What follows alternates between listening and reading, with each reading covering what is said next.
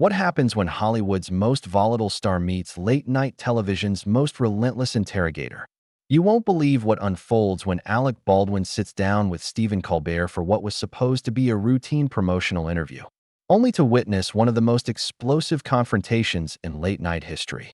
The tension that builds in this studio will leave you questioning everything you thought you knew about celebrity interviews. Before we get into this incredible story, make sure you hit that subscribe button and drop a comment below because you're not going to believe what unfolds when these two powerhouses clash in a way that nobody saw coming. The Late Show studio buzzed with its usual pre-show energy, but there was something different in the air that night. Alec Baldwin had arrived to promote his latest project, but from the moment he stepped backstage, crew members noticed an edge to his demeanor that hadn't been there in previous appearances. The seasoned actor, known for his quick wit and even quicker temper, seemed particularly wound up, pacing in his dressing room and repeatedly checking his phone with increasing agitation. Stephen Colbert, meanwhile, was in his element.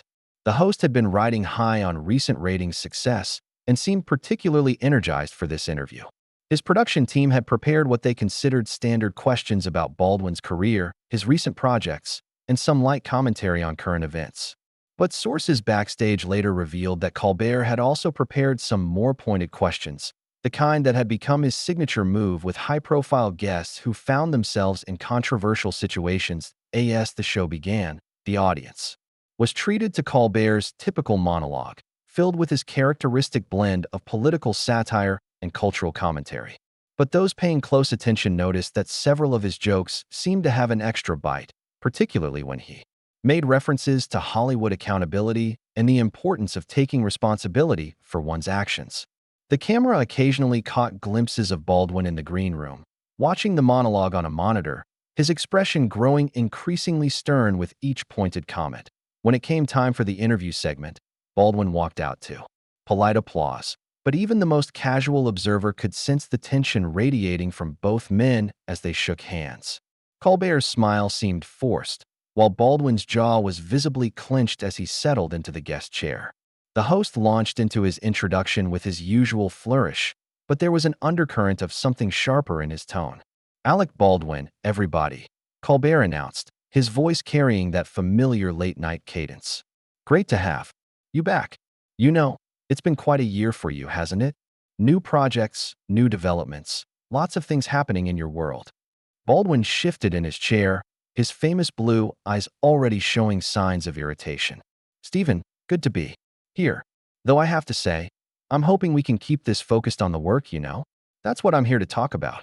The warning in Baldwin's voice was unmistakable, but Colbert seemed to relish the challenge.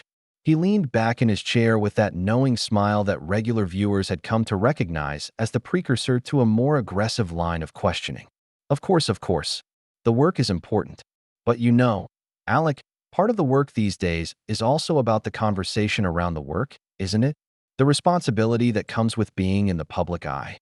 Baldwin's fingers drummed against the armrest of his chair, a nervous habit that those who knew him well recognized as a danger sign. "I think there's a difference between having a conversation and having an agenda, Stephen. I'm here to talk about my new film, not to be put on trial." "On trial?" Colbert's eyebrows shot up in mock surprise. "That's an interesting choice of words. I mean, nobody's putting you on trial here. This is just a conversation between two guys who've known each other for years. But since you brought up the subject of trials and accountability, the audience could feel the temperature in the room dropping. Baldwin's publicist, watching from the wings, was already reaching for her phone, likely preparing damage control measures. The actor himself sat forward in his chair, his voice taking on that familiar edge that had been heard in countless confrontations over the years. "Stephen, let me stop you right there. I came here tonight as a professional courtesy to promote a film that a lot of people worked very hard on. If you want to play journalist, maybe you should get yourself a journalism degree and a real job instead of hiding behind comedy." The words hit the studio like a thunderclap. Colbert's smile faltered for just a moment before returning, but now it carried a different quality entirely.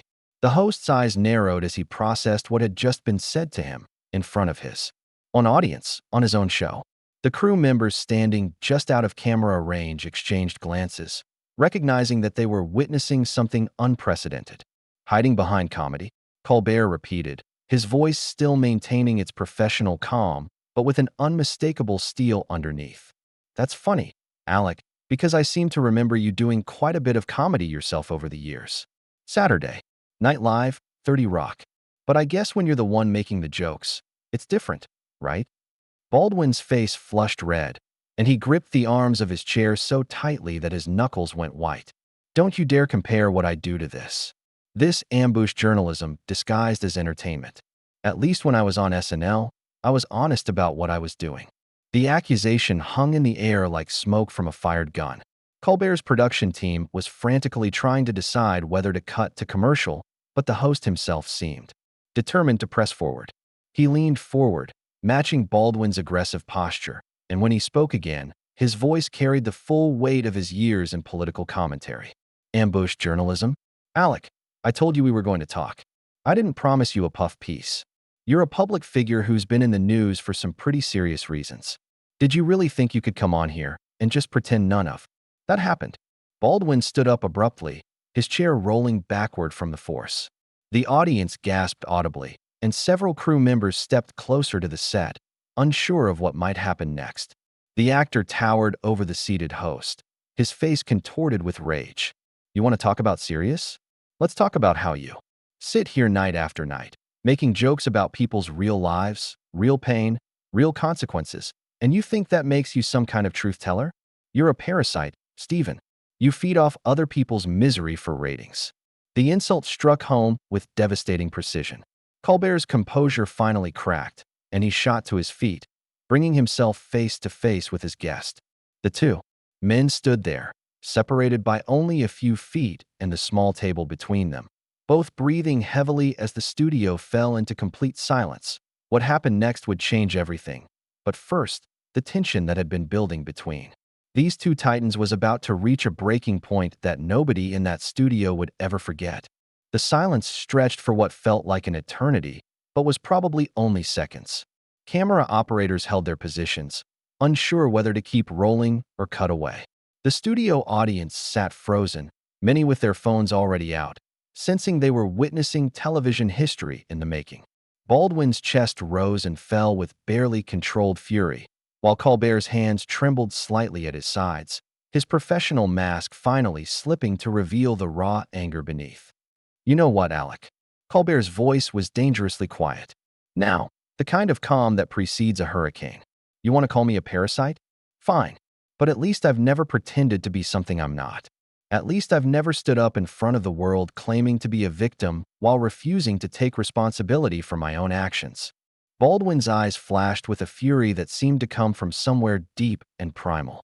Responsibility? You want to talk about responsibility? You sit here every night, making millions of dollars by turning real people's tragedies into punchlines, and you want to lecture me about responsibility? The actor began pacing now, his voice rising with each word. You know what's really sick about this whole thing? You invited me here. You called my people. You said you wanted to have me on the show, and then you ambush me with this self-righteous garbage. That's not journalism, Stephen. That's entrapment. Colbert stepped around the small table that separated them, closing the distance even further. His voice carried the full weight of his years covering politics and controversy. Entrapment? I asked you questions, Alec. That's what happens in interviews. If you can't handle questions about your public actions, maybe you shouldn't be in public. The crowd stirred uneasily. Several audience members were openly recording now, despite the show's strict no-phone policy. Baldwin's publicist had moved closer to the stage, her face pale with panic as she watched her client's career potentially imploding in real time. My public actions. Baldwin's voice cracked with indignation. You mean the accident? You mean the worst day of my life? You want to turn that into entertainment for your audience? You're sick, Stephen. You're genuinely sick. But Colbert wasn't backing down. If anything, Baldwin's emotional response seemed to fuel his determination to press harder. I'm not turning anything into entertainment, Alec. You did that yourself. When you kept taking jobs, kept appearing in public, kept acting like nothing happened.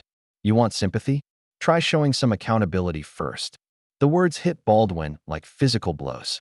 His face went from red to almost purple, and when he spoke again, his voice was a barely controlled roar. Accountability? I've been living with what happened every single day since it occurred. Every morning when I wake up, every night when I try to sleep. You think I need some late-night talk show host to tell me about accountability?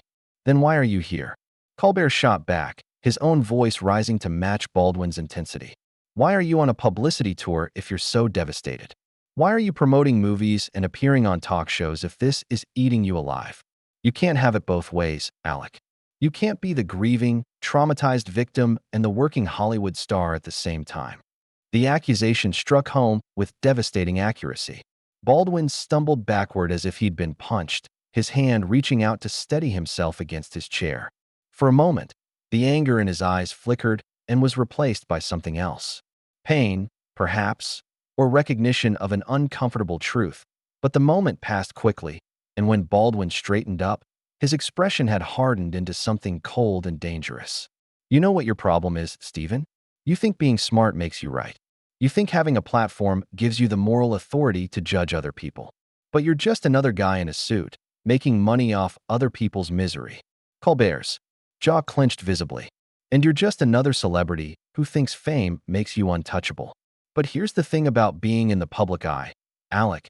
People get to have opinions about your actions. People get to ask questions. And if you don't like that, maybe you should have thought about it before you decided to be a public figure. The exchange was escalating beyond anything either man had probably intended when they walked into the studio that night. Baldwin took a step closer to Colbert, and for a moment, it looked like the confrontation might turn physical. Security personnel, who had been watching nervously from the wings, began moving closer to the set. You want to know what I think? Baldwin's voice was low and menacing now. I think you're a coward. I think you hide behind your desk and your jokes because you don't have the guts to face real life. You've never been tested, Stephen. You've never had to live with real consequences. You just get to sit here and judge everyone else from your safe little bubble. The personal attack seemed to hit Colbert harder than anything that had come before. His composure, which had been cracking throughout the exchange, finally shattered. Completely. A coward? You're calling me a coward? I've been doing this job for decades, taking on politicians, taking on power, taking on people who think they're above criticism. And you want to come on my show and tell me I'm a coward? Because I asked you uncomfortable questions. Baldwin laughed, but there was no humor in it, only bitter contempt. Taking on politicians? You mean making jokes about them? That's not courage, Stephen. That's just performance art for liberals who want to feel superior without actually doing anything. The political dimension of the attack seemed to push Colbert over an edge he hadn't known he was approaching. His voice, when he responded, carried a fury that nobody in that studio had ever heard from the usually controlled host. Performance art? You think what I do is performance art? I've spent my entire career trying to hold powerful people accountable, trying to speak truth to power, trying to make people think about the world they live in. And you want to dismiss that because it makes you uncomfortable to be asked real questions about your real actions. Baldwin was nodding now, but not in agreement, in the way someone nods when their worst suspicions are being confirmed. There it is. There's the real Stephen Colbert. Not the funny guy, not the charming host. Just another angry liberal who thinks he knows better than everyone else.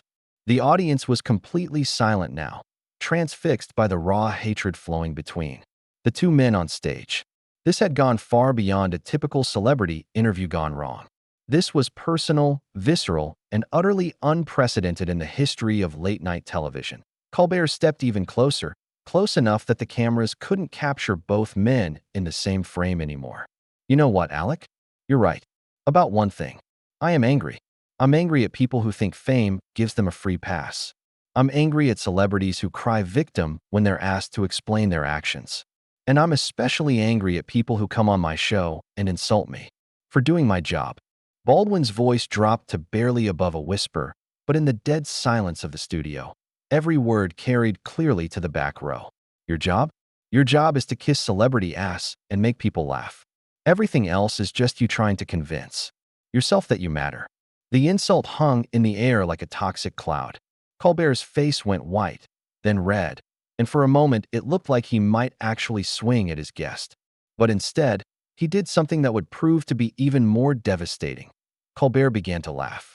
Not the practiced, professional laugh of a talk show host, but something darker, more genuine, and infinitely more chilling. It started as a low chuckle and built into something that made everyone in the studio uncomfortable. Baldwin's confident sneer faltered as he watched his host's reaction, clearly not expecting this response to his devastating insult. "You know what, Alec?" Colbert said, his voice now carrying a calm that was somehow more terrifying than his previous anger. "You're absolutely right. I do try to convince myself that I matter. Because unlike you, I actually give a damn about something other than my own ego." Baldwin's mouth opened to respond, but Colbert held up a hand, and the authority in. That gesture was so complete that even the enraged actor fell silent. "No, no, you've had your say. Now it's my turn." Colbert's eyes were bright with a kind of righteous fury that nobody in that studio had ever seen before. "You want to know what really matters, Alec? What really matters is that when people trust you with a weapon, you don't kill them with it. What really matters is that when you're in a position of power and responsibility, you act like it. What really matters is that when you screw up, you own it instead of hiding behind lawyers and publicists and victim narratives." The studio was so quiet that the hum of the cameras seemed loud. Baldwin's face had gone completely pale, and his hands were shaking visibly now. But Colbert wasn't finished. "You want to call me a parasite? Fine.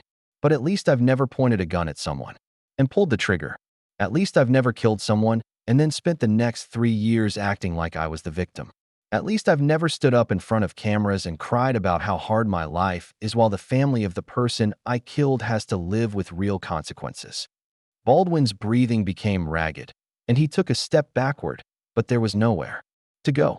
The cameras were still rolling, the audience was still watching, and Colbert was advancing on him with the relentless precision of a prosecutor delivering a closing argument. "You know what your real problem is, Alec? It's not that you had an accident. Accidents happen. Your problem is that you can't admit that it was your fault. You can't say the words, 'I killed someone and I'm responsible.'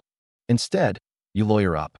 You blame everyone else. You claim you're being persecuted, and then you have the unmitigated gall to come on my show and act like you're the wronged party."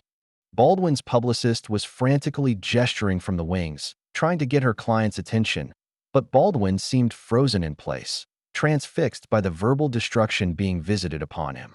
His mouth moved silently, as if he were trying to form words but couldn't find any.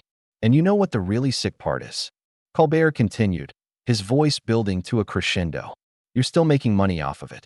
You're still booking roles. You're still doing interviews. You're still playing the celebrity game. You killed someone, Alec.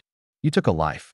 And your response was to hire a crisis management team and get back to work." The words hit Baldwin like physical blows. He staggered backward, his face contorting with what looked like genuine anguish. But when he finally found his voice, it came out as a roar of pure rage. "How dare you? How dare you stand there and judge me? You have no idea what I've been through. You have no idea what it's like to live with what I've lived with." Colbert didn't flinch. If anything, Baldwin's emotional breakdown seemed to strengthen his resolve. "What you've lived with? What about what her family has lived with? What about her husband, her son? What about the people who actually lost something that can't be replaced?" Baldwin's hands clenched into fists at his sides. "You think I don't think about them? You think I don't care? You sanctimonious piece of garbage. You sit there in your ivory tower making jokes about everything and everyone, and you think that gives you the right to destroy people." "I'm not destroying you, Alec," Colbert replied with devastating calm. "You destroyed yourself the moment you decided that your feelings mattered more than taking responsibility for your actions. I'm just pointing it out." The exchange had reached a level of personal viciousness that was almost unwatchable. Baldwin was shaking with rage, his face red and streaked with what might have been tears. But Colbert wasn't done. "You want to know what really gets me about this whole thing? It's not even that you killed someone. People make mistakes, even fatal ones. It's that you've spent 3 years making it all about you. Poor Alec.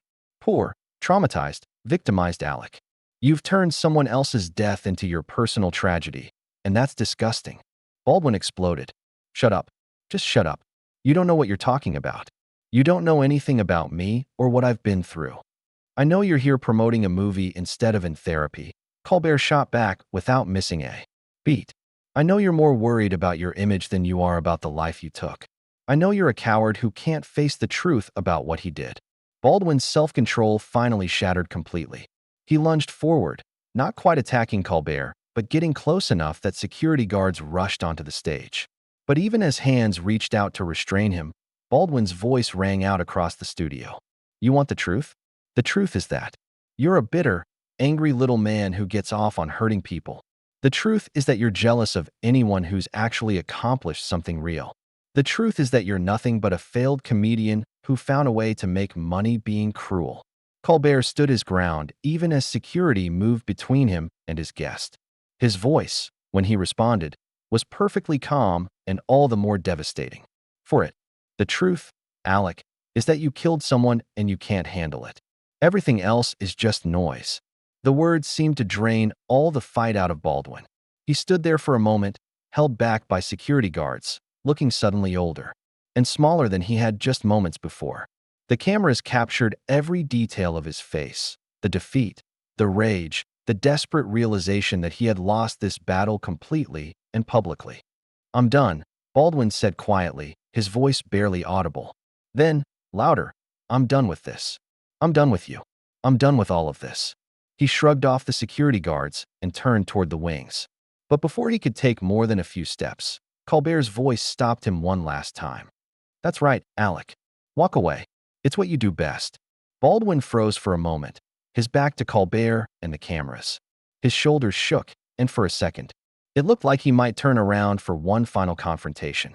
But instead, he straightened up, squared his shoulders, and walked off the stage without looking back. The studio remained silent for a long moment after Baldwin disappeared into the wings. Colbert stood alone on the stage, breathing heavily, his carefully styled hair disheveled, his tie askew.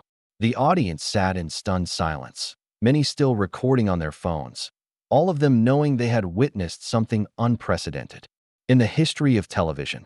Finally, Colbert turned to face the cameras directly. His voice, when he spoke, was hoarse but steady. Ladies and gentlemen, Alec Baldwin, everybody. We'll be right back after these messages. As the show cut to commercial, the studio erupted in chaos. Audience members were talking excitedly, crew members were rushing around trying to figure out what to do next, and Colbert's production team was frantically making phone calls.